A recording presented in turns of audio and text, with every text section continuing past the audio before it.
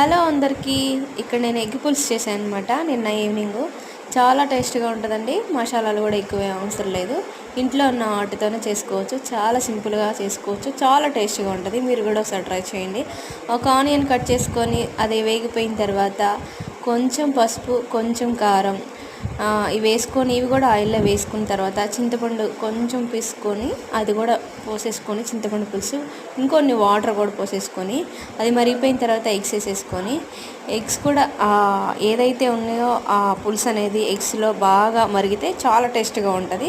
అలా ఒక 2 మినిట్స్ మగ్గించుకొని ధనియాల పొడి వేసుకొని సాల్ట్ వేసుకొని దింపేసుకుంటే ఎక్సలెంట్గా ఉంటుందండి. వేడి వేడి అన్నంలోని మా ఇంట్లో మా పిల్లలకి మాకు ఫేవరెట్ అయింది ఇదే కర్రీ అనమాట. చాలా సింపుల్గా ఉంటుంది. మీరు కూడా ఒకసారి ట్రై చేయండి. కామెంట్ చేయండి అబ్బా, కామెంట్ చేయండి, లైక్ చేయండి, ప్లీజ్ సబ్స్క్రైబ్ చేయండి మై ఛానల్. ఇంకా మీరు కామెంట్ చేసి నాకు ఇంకా ఏం వంటలు చేయాలో చెప్పండి ప్లీజ్.